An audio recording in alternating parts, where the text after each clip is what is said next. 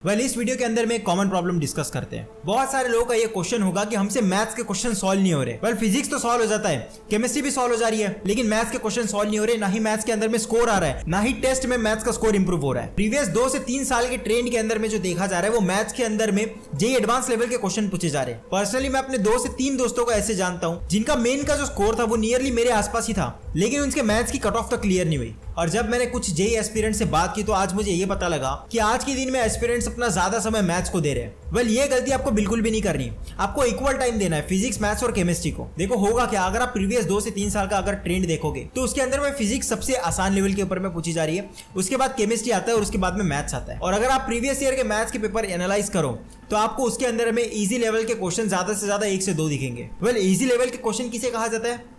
आपको कंसेप्ट पता है, आपको फॉर्मूला पता है और वैल्यू दी है, बस आपको वैल्यू पुट करनी है और आंसर निकाला है। इसे इजी लेवल के क्वेश्चन कहते हैं। और आज के दिन में आपको मैथ्स के पेपर के अंदर में ऐसा एक भी क्वेश्चन दिखने नहीं मिलेगा। इससे पहले जब हम ये डिस्कस करें कि मैथ्स के अंदर में स्कोर कैसे इंप्रूव करें, मैं आपको कुछ इंपॉर्टेंट चीजें बता देता हूं जो आपको आपके मेंस के फर्स्ट अटेम्प्ट के अंदर में ध्यान रखनी है। सबसे पहले आप प्राइमरीली फोकस करो फिजिक्स के ऊपर में, उसके बाद केमिस्ट्री के ऊपर में, उसके बाद मैथ्स के ऊपर में, क्योंकि प्रीवियस ट्रेंड को देखते हुए मैथ्स में 10 मार्क बढ़ाना उतना ही ज्यादा डिफिकल्ट है जितना फिजिक्स के अंदर में 40 to 50 मार्क्स बढ़ाना। सो अगर आप एक ऐसे एस्पिरेंट हो जिसका फिजिक्स के अंदर में 40 to 50 स्कोर आ रहा है, केमिस्ट्री के अंदर में 30 to 40 आ रहा है और मैथ्स के अंदर में 10 to 20 आ रहा है, तो आपको ज्यादातर फोकस करना है। सबसे पहले फिजिक्स का स्कोर आपको 60 to 70 पहुंचाना है, उसके बाद में केमिस्ट्री को भी 50 to 60 पहुंचाना है, उसके बाद मैथ्स के ऊपर में फोकस करो। उसके बाद इस टाइम पे रैंडमनेस बिल्कुल नहीं चलेगी। अगर आप एक ऑफलाइन स्टूडेंट हो, आपकी प्रिपरेशन अच्छी नहीं चल रही, या अगर आप यूट्यूब के ऊपर में अलग अलग चैनल चेंज करके वीडियो लेक्चर्स देख रहे हो और फिर भी अगर आपको कुछ समझ नहीं आ रहा, तो आपको किसी भी एक पर्टिकुलर प्लेटफॉर्म से जुड़ने की जरूरत है। और आज की रिक्वायरमेंट के हिसाब से इसलिए मैं हमेशा रिकमेंड करता हूं the best and most affordable platform PW। अगर आप एक प्लेटफॉर्म से जुड़ते हो तो आपका जितना भी स्टडी रिसोर्स है वो स्पेसिफिक होता है और एक सीरियसनेस होती है। आपको बिल्कुल भी ये नहीं सोचना होता कि कौन से रिसोर्स से पढ़े, सारी चीजें टॉप टीचर्स ने ऑलरेडी सेट कर रखी होती है। अगर आप PW का कोर्स लेते हो तो ये लोग इनके बैचेस में ऑफर करते हैं live lectures with unlimited view of recordings. So अगर आप कोई लाइव लेक्चर मिस करते हो तो आप उसकी रिकॉर्डिंग भी देख सकते हो और उससे आपका बैकलॉग क्रिएट नहीं होगा। DPPs जिसके video solution in details bye class teachers, तो किसी भी क्वेश्चन में आपको डाउट नहीं आएगा। एंड टेस्ट सीरीज जो एवरी संडे होगी, और आज के दिन में रेलेवेंट टेस्ट सीरीज मिलना बहुत ज्यादा डिफिकल्ट है। रिवीजन को इजी बनाने के लिए ये लोग प्रोवाइड करते हैं short notes, formula sheet and mind maps, जो आपके रिवीजन का टाइम डिक्रीज कर देता है। Peer to peer doubt solving will be provided, और ये फीचर मेरे टाइम पे नहीं था। इससे आपको आपके पीयर कंपटीशन का पता लगेगा। कुछ लोग बैचेस के बारे में पूछ रहे थे, तो मैं आपको स्पेसिफिकली बैचेस बता देता हूँ, क्योंकि इस समय पे 15 अगस्त का स्पेशल ऑफर चल रहा है on the occasion of 77th independence day. #सपने देखने की आजादी, जो आपके गोल और आपके सपनों में आपके साथ खड़ा होगा। और सारे बैचेस के ऊपर में ये ऑफर अवेलेबल है। For JEE 2025 aspirants arjuna JEE 3.0 2024 batch, ये बैच क्लास 11th और जेईई 2025 फोकस्ड बैच है। इस बैच के अंदर में फिजिक्स, केमिस्ट्री, मैथ्स का पूरा सिलेबस कंप्लीट किया जाएगा और इस बैच का डिस्काउंटेड प्राइस है 3200 रुपीज़।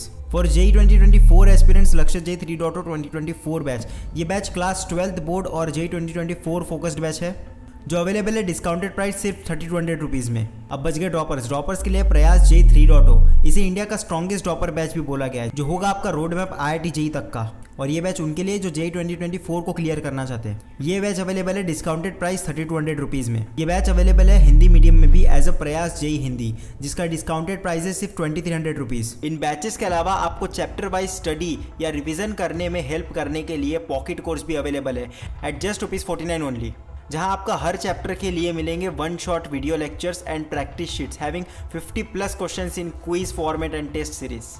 इन सारे बैचेस को खरीदने के लिए आप मेरा कूपन कोड भी यूज़ कर सकते हो, जो आपको स्क्रीन पे दिख रहा है। इससे आपको 150 रुपीज़ ऑफ मिलेगा, और उससे भी बहुत ज़्यादा इंपॉर्टेंट, मैं इन सारे स्टूडेंट्स को पर्सनली गाइड करूँगा। उस 150 के लिए नहीं, लेकिन अगर आपको पर्सनल गाइडेंस चाहिए तो आप मेरा कोड यूज़ कर सकते हो। और अगर मेंस तक आपने इतनी अच्छी प्रिपरेशन कर भी नहीं रखी, मतलब अगर आपका गोल नहीं है 99 परसेंटाइल लाना, तो आपको सबसे पहले ये करना है कि मैथ्स की जितनी कट ऑफ होती है आपको उसके 2x मार्क्स ऑलरेडी स्कोर करके रखने हैं। उसके बाद में आना है फिजिक्स के ऊपर में, और फिजिक्स में अपना स्कोर मैक्सिमम करने की कोशिश करनी है। उसके बाद केमिस्ट्री सॉल्व करनी है, और उसके बाद जो बचा हुआ टाइम है वो आपको मैथ्स के ऊपर में देना है। मैंने अपने टाइम पे ये मिस्टेक की थी कि मैंने सबसे पहले पेपर सॉल्व करना स्टार्ट किया मैथ्स से। अब अपने दिमाग में आप इसे इमेजिन करने की कोशिश करो। अब जैसे जैसे क्वेश्चन सॉल्व करते जाते हो, आपसे क्वेश्चन सॉल्व नहीं हो रहे, टाइम निकलते जा रहा है, आपको ये रियलाइज हो रहा है कि 30 मिनट निकल गए और मेरे से सिर्फ 1 से 2 ही क्वेश्चन सॉल्व हुए, और अभी फिजिक्स और केमिस्ट्री पूरा बचा हुआ है। मैंने 1.5 घंटा अपना सिर्फ और सिर्फ मैथ्स के ऊपर में दिया, और उसके बाद में फिजिक्स और केमिस्ट्री केमिस्ट्री के लिए सिर्फ और सिर्फ 1.5 घंटा बचा। फिजिक्स के अंदर में तो मेरे 4 से 5 क्वेश्चन बिना रीड किए ही छूट गए। 3 से 4 क्वेश्चन तो मेरे से सॉल्व हो जाते हैं। इसीलिए आपको सबसे पहले फिजिक्स और केमिस्ट्री पे फोकस करना है, उसके बाद में मैथ्स के ऊपर में ध्यान देना है। वेल, अब सबसे पहले ये डिस्कस कर लेते हैं मैथ्स के अंदर में स्कोर कैसे इंप्रूव करें। देखो, क्वेश्चन सॉल्व ना होने का सबसे बड़ा मेजर रीजन ये निकल कर आता है कि क्वेश्चन के आंसर को चालू कहां से करना है, स्टार्ट कहां से करना है आंसर, हमें इसी का आइडिया नहीं लग रहा होता। ज्यादातर क्वेश्चन की अगर हमें स्टार्टिंग बता दिया जाए तो आगे का आंसर हम लिख सकते हैं। ज्यादातर लोगों के केस में यही वाली प्रॉब्लम होती है जिनके मैथ्स के क्वेश्चन सॉल्व नहीं हो रहे। इसका मैं आपको सिंपल सा सॉल्यूशन बताता हूं। सबसे पहले सारे के सारे प्रीवियस ईयर क्वेश्चन आपको सॉल्व करके रखने हैं मैथ्स के, नो मैटर व्हाट। अगर वो आपसे सॉल्व नहीं भी हो रहे फिर भी थोड़ा थोड़ा उसका सॉल्यूशन देखकर उसे सॉल्व करने की कोशिश करो। जिस भी पर्टिकुलर चैप्टर के आप मैथ्स के अंदर में क्वेश्चन सॉल्व कर रहे हो, उस चैप्टर के सारे प्रीवियस ईयर क्वेश्चन आपको सबसे पहले सॉल्व करने हैं, क्योंकि ज्यादातर जब आप नोटिस करोगे तो मैथ्स के अंदर में सिमिलर सा पैटर्न रिपीट होते जाता है। सो स्टेप 1, आपको सबसे पहले सारे प्रीवियस ईयर क्वेश्चन सॉल्व करने हैं। पहले ऐसा नहीं कि सारे सॉल्यूशन देख के करने, पहले क्वेश्चन के ऊपर में थोड़ा सोचो, अगर फिर भी आंसर नहीं आ रहा तो थोड़ा सा सॉल्यूशन देखो, उसके बाद में सामने का खुद से सॉल्व करने का ट्राई करो। जैसे आप किसी भी एक पर्टिकुलर चैप्टर के पूरे प्रीवियस ईयर क्वेश्चन सॉल्व कर देते हो तो आपको जनरली वो एक ट्रेंड समझ में आ जाता है। जैसे मैथ्स के अंदर में क्वाड्रेटिक इक्वेशन में एक क्वेश्चन आया कि 2 क्वाड्रेटिक इक्वेशन की एक रूट कॉमन है, तो जब आप प्रीवियस ईयर क्वेश्चन सॉल्व कर दोगे तो आपको ये पता होगा कि जनरली इस टाइप के क्वेश्चन को सॉल्व करना स्टार्ट कहां से करना है। और अगर फिर भी आपकी प्रॉब्लम सॉल्व नहीं होती तो आपको उस पर्टिकुलर चैप्टर के यूट्यूब के ऊपर में जो वेदांतों ने प्रीवियस ईयर क्वेश्चन सॉल्व कर रखे आपको वो देखना है। वेल, मेरे टाइम पे मेरे से कोनिक सेशन का एक भी क्वेश्चन सॉल्व नहीं होता था, तो मैंने जनरली ये किया था कि मैंने प्रीवियस ईयर क्वेश्चन जो वेदांतों के ऊपर में सॉल्व कर रखे यूट्यूब चैनल पर, मैंने बस उसे जाकर देखा। वेल, वीडियो पॉज करके पहले मैं उस क्वेश्चन को सॉल्व करने का ट्राई करता था,